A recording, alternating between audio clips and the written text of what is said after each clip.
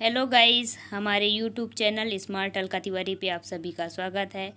आज हम बात करेंगे प्राचीन इतिहास से मोस्ट इम्पॉर्टेंट क्वेश्चंस पे, जो कि किसी अन्य वीडियो पे ऐसे क्वेश्चन नहीं मिलेंगे आपको। तो वीडियो को कहीं भी स्किप मत करिएगा, वीडियो को पूरा देखिए और ज़्यादा से ज़्यादा लाइक और शेयर करिए। चैनल को सब्सक्राइब कर लीजिए, जिससे आने वाली वीडियो का नोटिफिकेशन आप सभी को मिल सके। चलिए देखते हैं आज का पहला क्वेश्चन। हड़प्पा सभ्यता की खोज किसने और कब की थी? तो इसकी खोज की थी दयाराम साहनी ने 1921 में। अगला क्वेश्चन देखते हैं।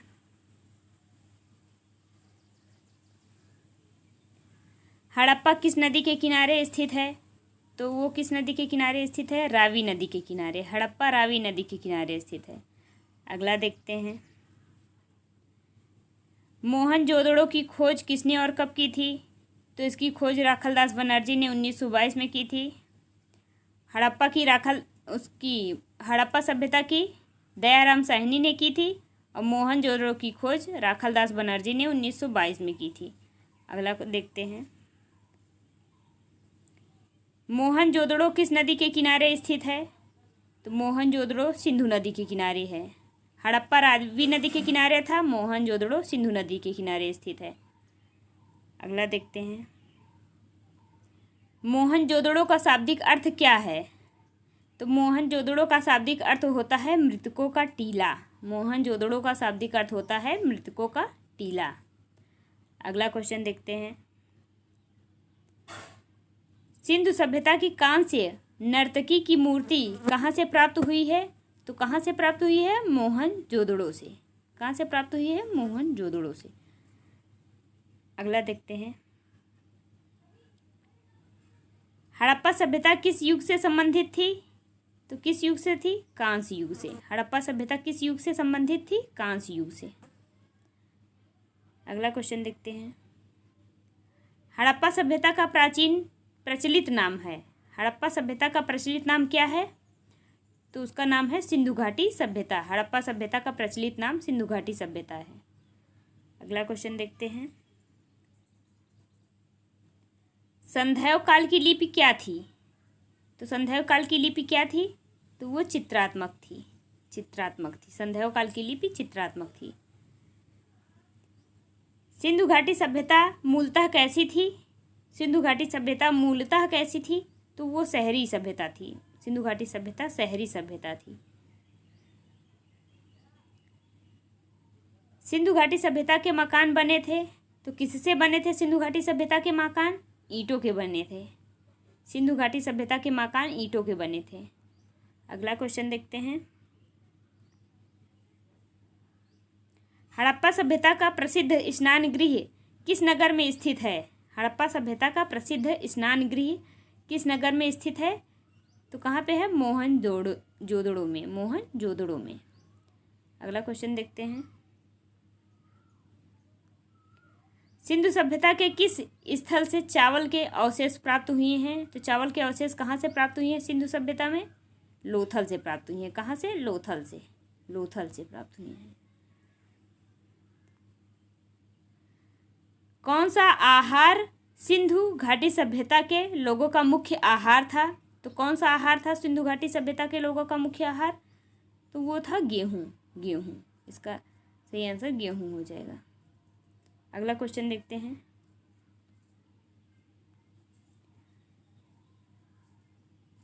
यहाँ पे सुर रहेगा। सुरकोटडा नामक स्थान किसके लिए प्रसिद्ध है? तो घोड़े की हड्डियों के अवशेष यहाँ से प्राप्त हुए हैं। सुरकोटडा से घोड़े की हड्डियों के अवशेष प्राप्त हुए हैं। अगला क्वेश्चन देखते हैं। किस स्थान पर सिंधु घाटी सभ्यता के बंदरगाह के अवशेष मिले हैं? तो बंदरगाह के अवशेष कहाँ से मिले हैं? लोथल से। अगला देखते हैं। सिंधु घाटी में प्रयुक्त ईंटों की लंबाई, चौड़ाई तथा मोटाई का अनुपात क्या था? लंबाई, चौड़ाई तथा मोटाई का अनुपात क्या था सिंधु घाटी सभ्यता में? तो 4:2:3। लंबाई 4 थी, चौड़ाई 2 थी और मोटाई 1 थी, तो इसका 4:2:1 हो जाएगा। अगला देखते हैं, हड़प्पा सभ्यता के विस्तार की पूर्वी सीमा को व्यक्त करता है, तो कौन सा व्यक्त करता है? आलमगीरपुर व्यक्त करता है। हड़प्पा सभ्यता के पूर्वी सीमा को व्यक्त करता है आलमगीरपुर। हड़प्पा सभ्यता के विस्तार की पश्चिमी सीमा को, पूर्वी सीमा को आलमगीरपुर करता था व्यक्त, और पश्चिमी सीमा को कौन करता है? सुतकांगेडोर। अगला क्वेश्चन देखते हैं, हड़प्पा सभ्यता के विस्तार की उत्तरी सीमा को कौन व्यक्त करता है? मांडा व्यक्त करता है, मांडा। अगला देखते हैं, हड़प्पा सभ्यता के विस्तार की दक्षिणी सीमा को कौन व्यक्त करता है? तो दक्षिणी सीमा को दायमाबाद, दक्षिणी सीमा को दायमाबाद। अगला देखते हैं, मोहनजोदड़ो से प्राप्त पशुपति शिव की मोहर में किन पशुओं का अंकन है? तो किसका अंकन है? हाथी, बाघ, गैंडा और भैंसा का अंकन है। अगला देखते हैं,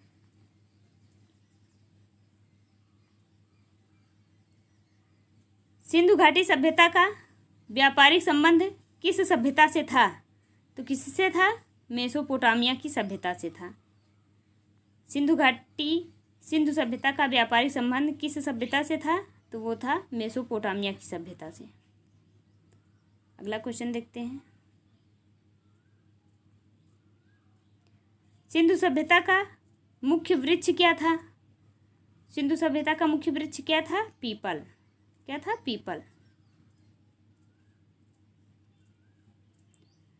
सिंधु सभ्यता का मुख्य पशु क्या था?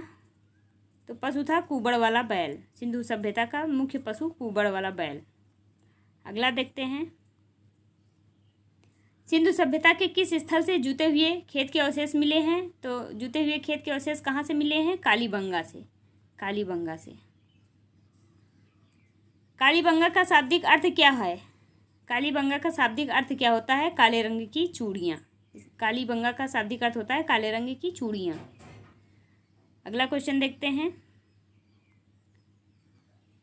सिंधु सभ्यता के भारतीय क्षेत्र में स्थित एकमात्र स्थल जहाँ से मातृ देवी की मूर्ति प्राप्त हुई है, कहाँ पे है? बड़ावली में। बड़ावली में है, बड़ावली। कहीं कहीं बनावली भी लिखा रहता है, कहीं कहीं बड़ावली, कहीं कहीं बनावली लिखा रहता है, तो आप लोग ध्यान दीजिएगा इसका। अगला क्वेश्चन देखते हैं, हड़प्पावासी किस वस्तु के उत्पादन में सर्वप्रथम थे? तो किस चीज़ के वस्तु के उत्पादन में सर्वप्रथम थे हड़प्पावासी? तो कपास के उत्पादन में सर्वप्रथम थे। अगला क्वेश्चन देखते हैं, लिपस्टिक के अवशेष किस स्थल से प्राप्त हुए हैं? लिपस्टिक के अवशेष किस स्थल से प्राप्त हुए हैं? तो वो प्राप्त हुए हैं चन्हू से। लिपस्टिक के अवशेष चन्हू से मिले हैं। सिंधु घाटी सभ्यता के अवशेष चिन्ह बताते हैं कि लोगों का मुख्य व्यवसाय क्या था? तो क्या था मुख्य व्यवसाय? कृषि और पशुपालन। कृषि और पशुपालन। अगला क्वेश्चन देखते हैं, सिंधुवासी सीसा का आयात कहाँ से करते थे? सिंधुवासी सीसा का आयात कहाँ से करते थे? तो वो करते थे ईरान से। ईरान से। अगला क्वेश्चन देखते हैं, हड़प्पा के निवासी किस धातु का प्रयोग नहीं करते थे? हड़प्पा के निवासी किस धातु का प्रयोग नहीं करते थे? तो वो नहीं करते थे, लोहा का प्रयोग नहीं करते थे। अगला क्वेश्चन देखते हैं, कालीबंगा स्थित है। कालीबंगा कहाँ स्थित है? कालीबंगा स्थित है राजस्थान में। कालीबंगा कहाँ स्थित है? राजस्थान में। अगला देखते हैं, सिंधु घाटी सभ्यता और वैदिक सभ्यता के बीच मुख्य अंतर क्या था? सिंधु घाटी और वैदिक सभ्यता के बीच मुख्य अंतर क्या था? तो मुख्य अंतर ये था, सिंधु घाटी सभ्यता नगरीय थी और वैदिक सभ्यता ग्रामीण थी। सिंधु घाटी सभ्यता नगरीय थी, वैदिक सभ्यता ग्रामीण थी। अगला देखते हैं,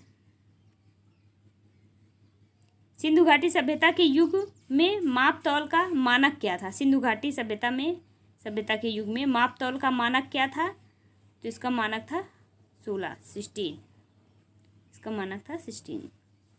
अगला क्वेश्चन देखते हैं। हड़प्पा सभ्यता के किस स्थल से कब्रिस्तान के साक्ष्य नहीं मिलते हैं? तो कहाँ से नहीं मिलते हैं? मोहनजोदड़ो से नहीं मिलते हैं कब्रिस्तान के साक्ष्य। हड़प्पा सभ्यता में वक्राकार ईंटें कहाँ से प्राप्त हुई हैं? तो कहाँ से प्राप्त हुई हैं? चन्हू दड़ों से। वक्राकार ईंटें प्राप्त हुई हैं चन्हू दड़ों से। अगला क्वेश्चन देखते हैं। जीवाश्मों की आयु का निर्धारण सामान्यतः किस विधि से किया जाता है? जीवाश्मों की आयु का निर्धारण सामान्यतः किस विधि से किया जाता है? तो किया जाता है कार्बन डेटिंग विधि से। जीवाश्मों की आयु का निर्धारण कार्बन डेटिंग विधि से किया जाता है। अगला क्वेश्चन देखते हैं।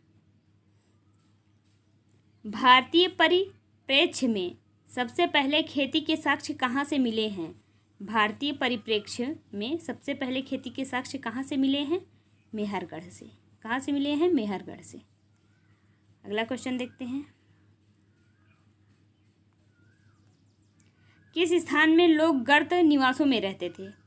कहाँ पे रहते थे? गर्त निवासों में कहाँ पे लोग रहते थे? बुर्ज होम कश्मीर में, जो कि कश्मीर में है। बुर्ज होम कश्मीर में है।